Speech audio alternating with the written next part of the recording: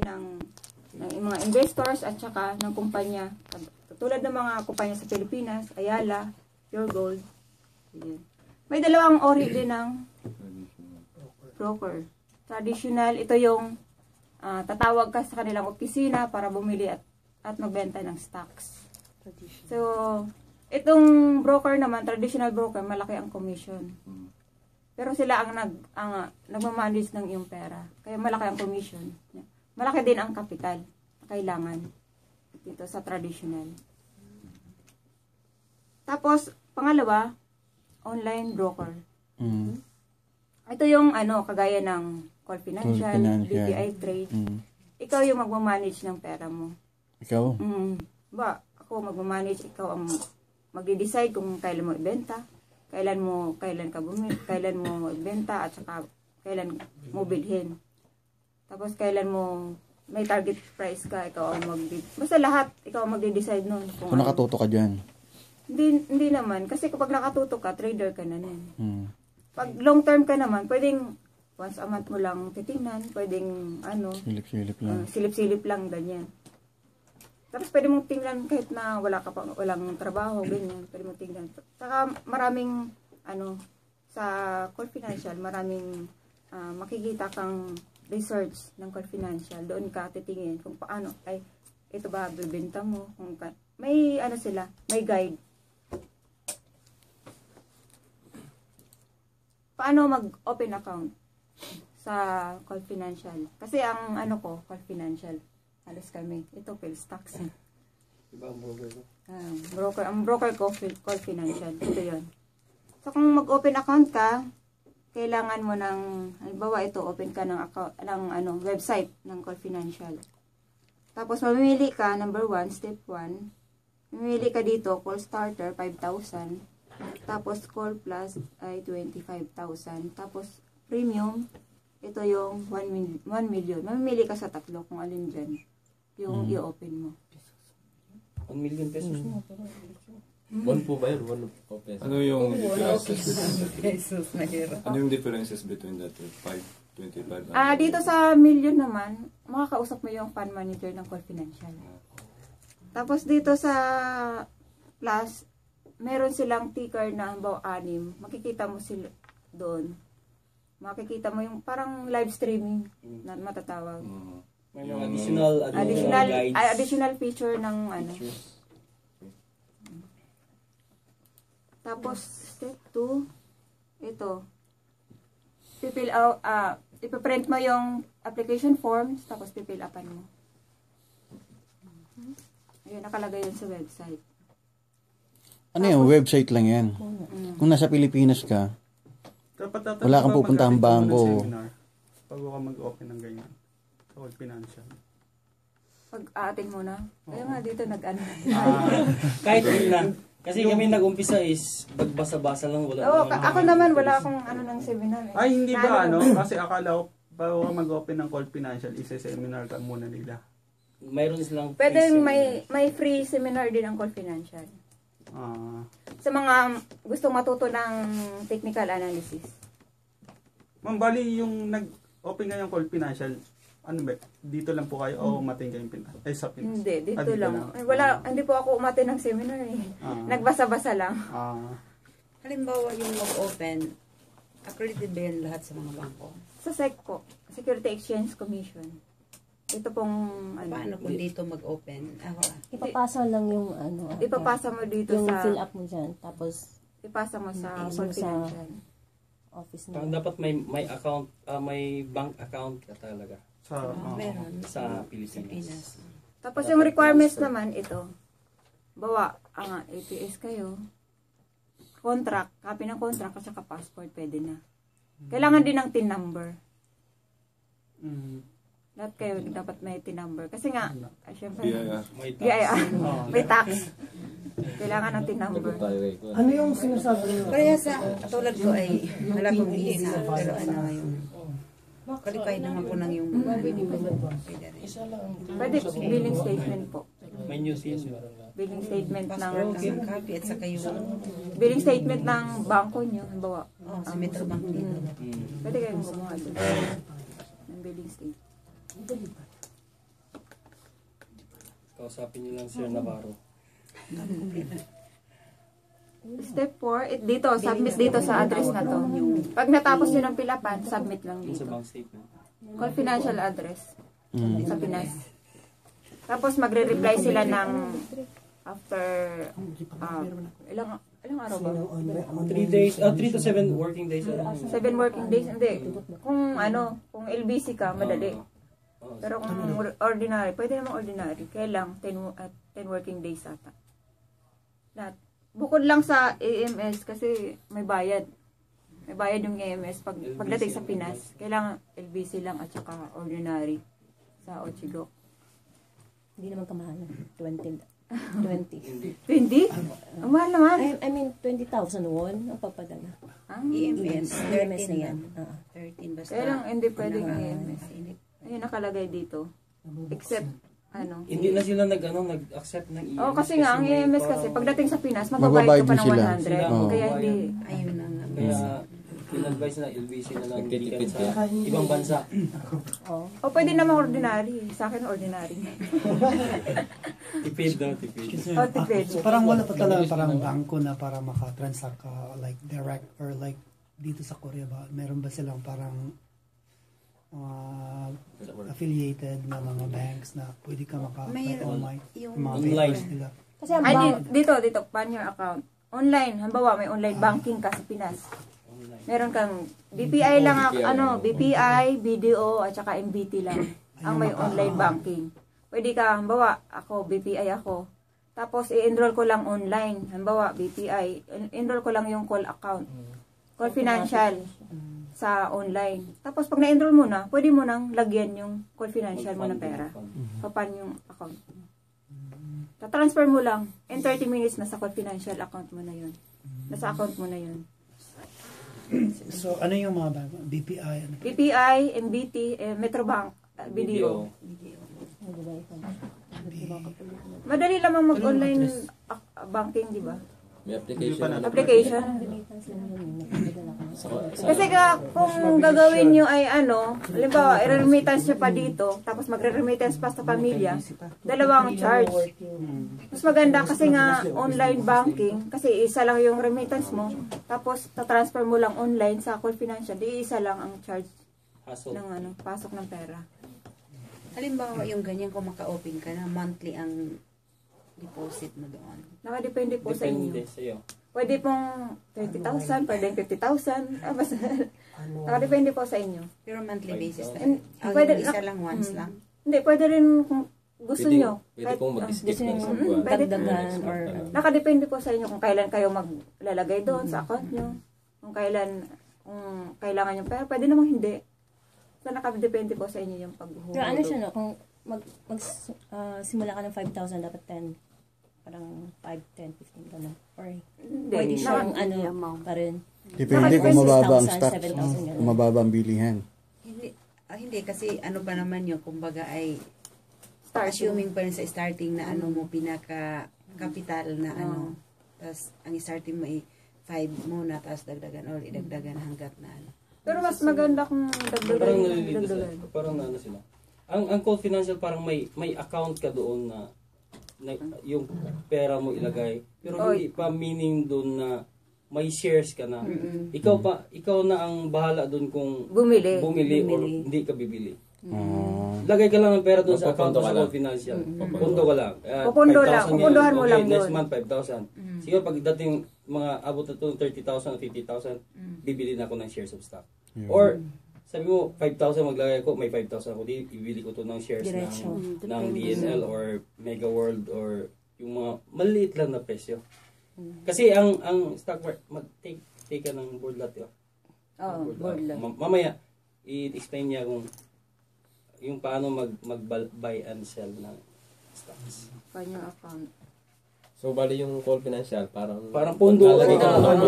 Ay, totoo. Sa yung pinaka-stage. Yun nga. True banks lang, true banks. Wala pang profit yun. Mag-open pa tayo. Wala pa. Kasi nga. Kasi Wala. pondo pa lang. Oh, pondo. Pondo.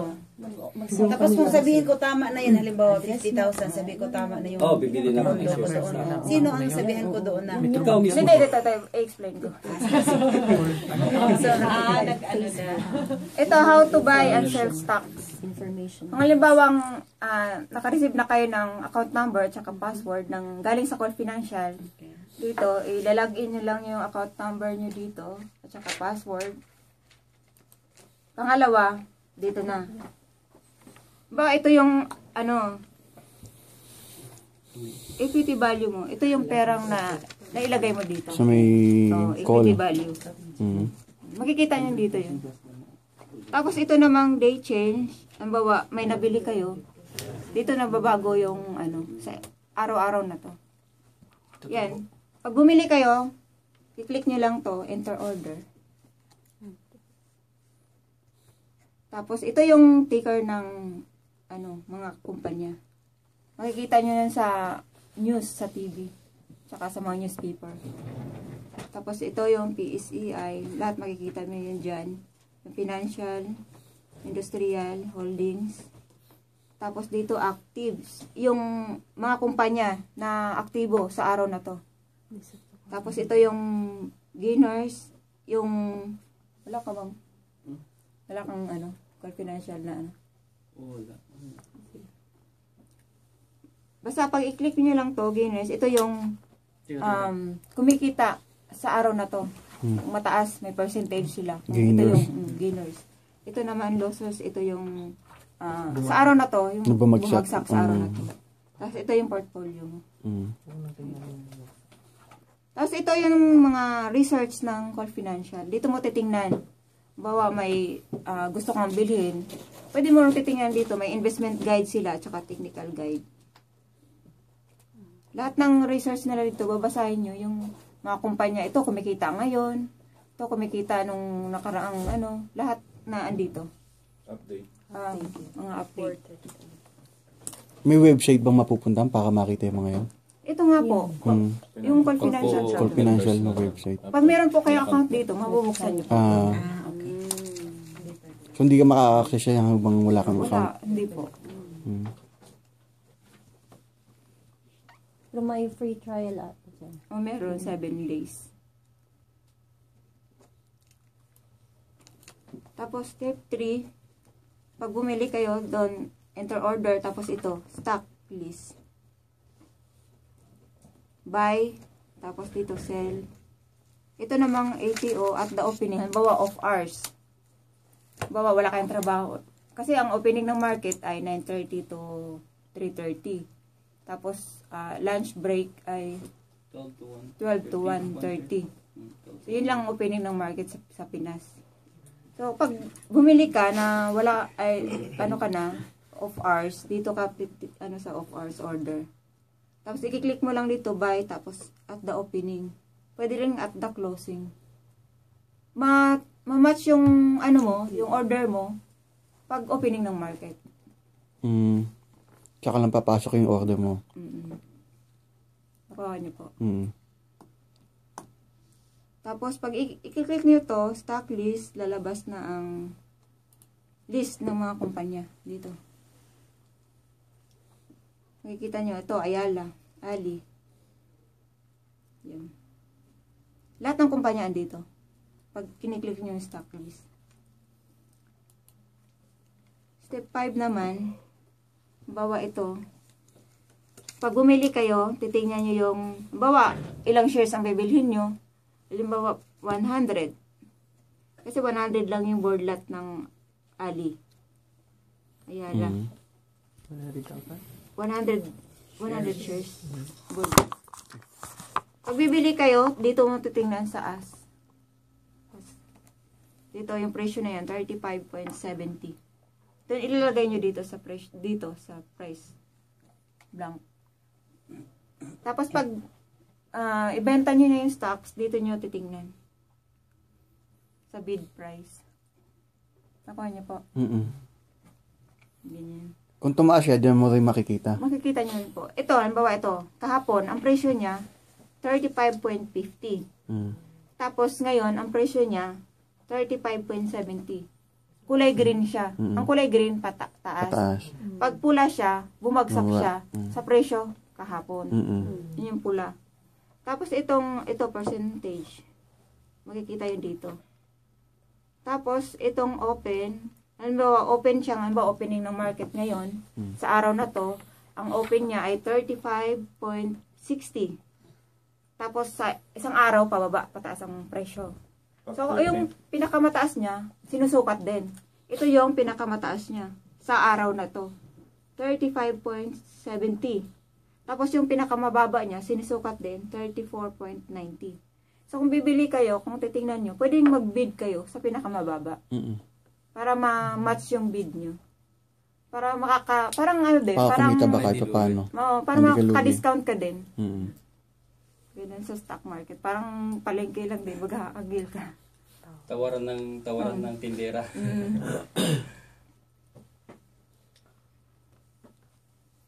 So, Yung board lot pala. Ito. Explain. Ito yung board lot. Lahat ng kumpanya may board lot. Depende sa presyo. Bawa PLDT. Then, ang presyo niya 3,000. So, ang board lot lang niya 5,000. 5 shares. Ay, 5 shares. 5 shares ang Yan ang minimum. minimum. Hindi mo pwede bibili ng isa. Dapat 5 lang. Yan. Oh, yan ang Minimum board lot. niya. Oh, minimum yan. Hanggang 1,000. Oh, 5 times. Ang price kasi ng PLDT, 3,000. So, 5 times 15,000. 3, 15,000. Yun lang ang kaya mong bilhin. Hanggang doon ka lang. Hindi Hindi ka pwedeng bumili ng isa. Oo. Minimum. Minimum. Minimum. Pwede Hindi, bumili wala ng kasing 100 butal. shares. Basta minimum. 100 times, 300,000. ano? Oh, Pwede ka rin bumili ng 100 shares. Basta by 5. 5. Hindi ka pwedeng bumili ng 6. Kailangan yung ano mo. Halimbawa, bibili ka ngayon ng 5. Sa susunod, 5 uli. Pwede. Basta ano lang, hindi butal. Ito yung ano lang. Yan ba yung shares na tinatawag o board lang yan? Board lot. Board lang. Pero nakadepende yun sa ano. Ang mga presyo ng ano, nakadepende dito sa board lot. Ito, halimbawa ay Ali. Ang Ali ay 37. So, ang board lot niya ay 100. Dito yun naka-ano. Ang minimum naman. Minimum na. Hindi ka pwede bibili ng 50, 550 shares. Dapat 100 shares. Bawa, BPI. Ang BPI ay 90 plus. So, makakabili ka ng 100 shares. Hindi pwede buha. O, makikita nyo naman dito sa ano, yung board lot dito pag tinitingnan nyo yung stock. Bawa, Ali, makikita nyo sa gilid yung board lot. So, kung bumili kayo ng stocks, kailangan minimum of 8,000. Bawa, hindi pa kayo pwedeng bumili ng 1,000 kasi lugi kayo sa charge at saka commission. Kasi ang 1,000 to 8,000, ang commission niya 20. So, kung bumili kayo, lugi kayo sa charge pag 1,000 ang ano niya. Kailangan 1,000 nasa 8,000 bill, ano. Pataas. I-maximize niyo yung 8,000. 8,000 ano mo? 8,000 pesos. Ito. Parang shares. Tips lang yan, tips. Tips lang. Para maano yun. Kasi nga, pag 1,000 sa Ali, 1,000 sa Meg, 1,000 dito, lugi kayo sa charge. Sa charge. Charge ng buhok o ng... Charge ng, dito kasi sa Core Financial, may charge 20 per, ano, per buy mo, 20. So, isang buy lang, kailangan malaking... Oo, kailangan malaki. Kailangan isang bagsak, 8,000 agad. Isang bili mo, 8,000. Para maximize mo yung 20 pesos. Ang charge ganun pa rin. 20 ganun pa lang. rin. O, tama nga. Kasi pag 1,000, lugi kayo. 1,000 1,000 tapos 20, tapos bibili uli kayo ng isang kumpanya, 20 uli. Hindi 40. 20 lang din. Hindi yan tinuturo ng YouTube, si email lang. Ako lang nagsasabi. Kasi makompute mo naman, di ba? Makompute mo naman ang fees ng broker. As charges, tax. May tanong kayo dito Ma'am, yung sa... yung kanina sinabi niyo yung traditional ka yung online. Ano yung mas maganda pa rin ba yung parang online, yung Call Financial na yan? O kasi ano siya, online itong Call Financial. Yung pag sa traditional, Malaki kasi parang mas mga mayayaman lang yung afford noon. mas Kasi nga meron silang ano, capital. Meron silang presyong ano, ito 1 million, 1 million minimum. 1 million minimum. Yun yung traditional. Kaya noon, mayayaman lang yung nakakasali sa stock market Kasi dahil walang sa online. walang online. Ngayon lang naman yung online. Ma'am, yung sa kaninang stock dividends, paano yung parang makukuha siya? Additional sa shares mo. Automatic na po ba yan? Automatic sila Automatic. Napasok sa account. Magbulaga ka na lang. Bakit tumaas ang shares ko? Yan pala, nagdadag ng shares ang company. Ma'am, paano po yung style yung pag nag-additional po kayo? Paano yung 5,000 per month, ganun po ba ginagawa niyo? Nakadepende sa akin. Bawa, pwede rin 20,000. Nakadepende sa akin, 10,000. Ganun yung po kadalas yung tinitingnan pag dyan sa Call Financial. Kasi ako may trabaho ako eh. Opo. Pag Pang ganun may araw. trabaho. Tinitingnan ko lang after work or After kaya, work po. halimbawa may break time ako, yun lang. Mayaman eh. Mga lang, mga panggabi, tinitingnan nila araw-araw yun. Mga ganito. Kasi nga, pag nakapasok na kayo dito sa, dito sa Call Financial, pag araw-araw, tinitingnan nyo, malalaman nyo yung strategy nyo. Ito pababa, ganyan. Yung araw, pataas. Kailangan bukas baka, ito mababa. Karoon kayo ng strategy nyo. Paano kayo kikita. Araw-araw na rin kinakabahan. Kailangan emotion lang ang kalaban natin dito. Kasi nga, minsan, pag bababa, lugi na ako. Remember na, ang stock market talaga risky siya. Unlike mutual funds. Kaya, kung kayo, parang kayo sa mga pondo nyo, wag na muna kayong magbuhos talaga ng sa stock market. Kasi, hindi mo alam, way back ilang years na 2008, 9 yung bumagsak talaga. World crisis. Marami ang mga kaibigan ko na taga Maynila talagang ngayon parang ayaw na nila munang tumingin ng stock market. Kasi yung recession na bumagsak talaga. Parang lugi. Kaya i-diversify niyo yung investment niyo. It's either UITF ng bangko, mutual funds, or kasi may mga manager doon, mga galing sila nang magpaano ng pondo niyo. So stock market, ikaw talaga nakatutok, ikaw nag-manage, ikaw ang lahat. Sa iyo nakadepende ang pera mo. Kung may 1 million ka nakalagay diyan, nasa risk mo ang 1 million mo. So dapat may strategy ka rin kung paano kakita doon. Baka kasi minsan pag gain ka na, pag kumita ka na, tapos sasabihin ko, pag nalugi ay naging negative. Sabihin ko, pera na, naging bato pa. Pero yung sa mutual, paano, yun? Yung ilang years yun ang... Depende po. Pwedeng Mutual fund is good for long-term, long-term... Kasi may mutual funds na 6 months lang holding period. Mga money market funds. Sa BPI, 6 months. Mga 3%. Kasi ang BPI, meron siyang UITF, tsaka meron din siyang mutual funds. Kasi ang mutual funds ng BPI, siya, Ayala. Kaya pwede siya sa BPI. Pero magkano din yan ang minimum na 10,000. 5,000, 10,000. 10,000 sa nakadepende dun sa product ng BPI. Kung gusto niyo ng mutual funds, pwede kayong tingnan yung website ng BPI, marami dun. Marami silang available products ng mutual funds at saka UITF. Ma'am, yung stock market, diba, ano ba ito ako dito? Diba, wala na po siyang, may less pa ba yung tax dyan? Wala na. Meron pong meron. Nakakompute na yun. Pag bumili ka, computerized na yun. Nakakompute na yung commission ng PSE, commission ng Call Financial, ng tax. Pero babawas na yun. Tsaka nakalagay na yun sa portfolio mo. Ganun din sa PhilStax. Kasi ako Call Financial, siya PhilStax. Magkaiba kami. Ibang broker na PhilStax. So, iba din ang hindi sila magkapareho ng mga format. Platform. Kung 5,000 sa PhilStax, hindi mo makikita yung fluctuation ng market. 25,000 investment sa PhilStack, makikita mo pula-pula, green. Ang per company bumaba o bumagsak, makikita mo siya nag-run pag araw ng sa stock market. Pero pag offline, yan lang, browse mo lang yung nangyari sa buong araw. Pero pareho sa Halimbawa yung ma'am, alin ang mas maganda? either sa mutual at saka yung sa stock market. Kung halimbawa sa akin, hindi ako mahilig magtutok doon, nagtingin-tingin doon dahil minsan, alam mo na yung busy at saka alin doon ang mas favor sa akin kung sakali. Kasi ang mutual funds kasi minsan sa BPI kailangan personal kang. Pero kung halimbawa sa stock market kayo, pumili kayo ng mga blue chips company. Yung matatag na kumpanya. Bawa Yala, PLDT, SM, Jollibee.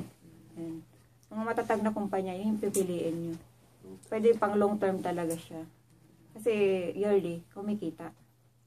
Pero kung wala ka talagang time, tapos parang kakabahan ka dun sa stock market muna, mag-mutual funds ka para iasa mo yung pera mo dun sa fund manager. Then, para ma-appreciate mo rin yung value ng investment mo na kumikita ba ako o hindi. Tapos kung kumikita naman, ngayon mag-aaral na ako for stock market. Kasi kailangan talaga siyang pag-aaralan. Hindi siya basta-basta na papasok ka lang dun tapos. Anyway, kung sabihin mo naman, long-term investor ako, SM, bibili ako ng shares ng SM. For 2 years siguro, mag-appreciate ang value ng SM.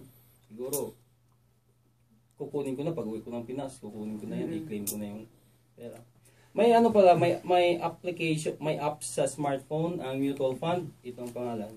Para ma-monitor nyo yung mga presyo ng mutual fund daily PH. Nakita mo lahat ng mutual fund products tsaka mutual fund companies na website, di ba may website niya? Pika? Sa stocks, sa iPhone ata. Ang UITF naman, uitf.com. Mutual fund daily PH. Hindi, may website ng mutual fund. Sa website. Pika ba yun? Hindi tayo dito maka-open. Pipa? Daily PH, right? Hindi tayo maka-open dito. Monitoring lang yan ang presyo. Ang Filiquity ba? Kailangan sa dito? Ang Filiquity pwede rin mag-apply dito. Mutual fund company na Filiquity. Tanong ka rin. Nakapag-apply ako dito. Pwede dito pwede. I-print mo lang yung form sa website nila, filiquity.com. Tapos, i-print mo yung form, ipadala mo sa office nila. Tapos, mag-send sila ng email na natanggap nila. Then, kung hindi mo kakilala yung broker or agent, kailangan mo pang mag-interview through Skype. Pero kung gusto nyo, sabihin nyo lang sa akin, i-refer ko kayo kay yung kakilala na minsan. Kakilala ko. Basta, pero, di ba? Magkakaroon na ng mutual funds. Pero sa Call Financial, kung mag-open kayo, kasi may proposal na magkakaroon ng mag-cater mutual funds sila. Mutual funds. Dito sa Call Financial. Kaya ako ngayon, mag-open din ako ng Call Financial. Kasi magkaroon na sila ng sa akin yun ang ng mutual fund supermarket. Inista ko lang doon sila ng gagalaw doon dahil hindi ako maano sa computer patulad ng transferable siya. Kasi ako may mutual funds din ako, may UITF ako. Trust for ITF. Diversified na. Matagal ko na itong kasi sa mga anak ko na maganda ng seminar sa akin pero lang tayo. Yung BUL, ang sabi nila, pwede raw i-transfer. Yung mutual fund, hindi ko lang sure kung pwede i-transfer. Sa application, lagyan, i-check mo yung ITF, tapos may kailangan pang yung fund manager ang mag-manager. So, hindi mo alam yung anong product na mo. Kaya doon Hindi, yung mutual funds naman, 10 ang pinipili nilang kumpanya doon. Doon nila ini-invest yung pera. Yung sa 10 doon. Bawa, mamili sila ng mga blue chips company, Ayala Corporation, BPI, SM. Lahat ng kumpanya yun, doon nila in-invest yung pera mo. So, paano mo malalaman yung, month na malalaman mo kung umano ba yung pera mo or ano? Pero sa akin kasi may online banking ako, makikita doon. Kasi ang BPI, meron silang online na mutual funds at saka UITFs. Pwede ka mag-redeem at saka mag-subscribe online.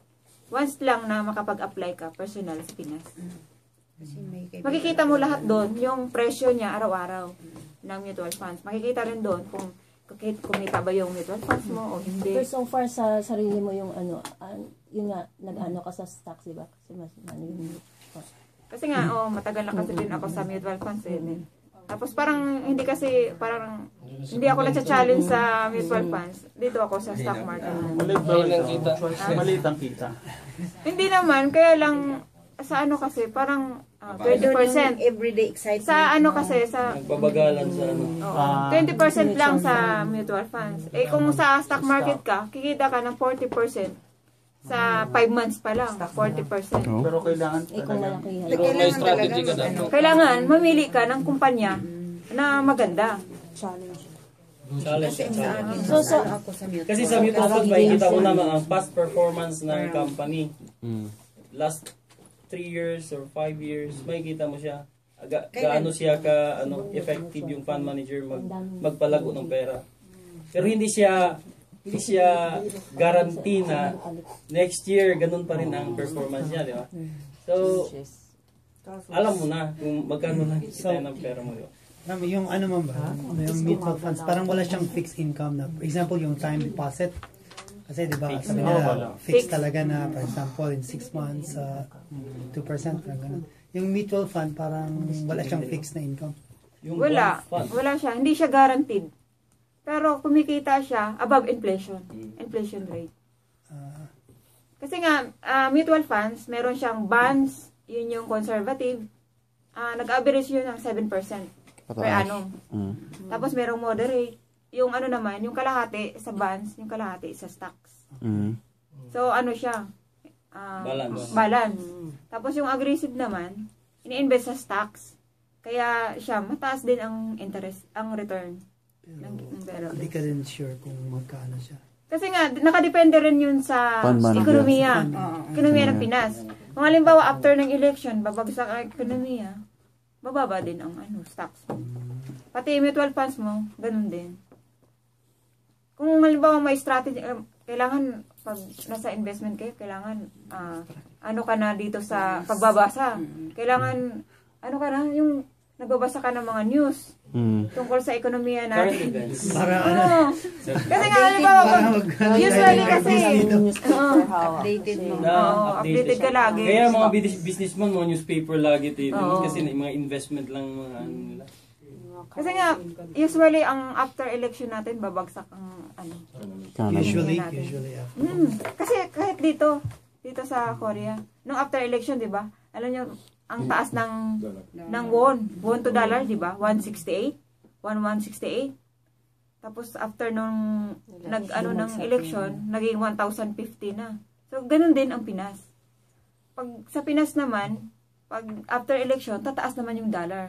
Babagsak ang peso. Kasi mababa ang ekonomiya. Pilipinas. So yung presidential election lang nila yung mga so kaya yung mga presidential election lang yun. Pwede ring 2013, yung mga election din yun. Bumaba din ang Kasi after ng pagtaas ng market niyan, ng PSE, babagsak yun after ng election.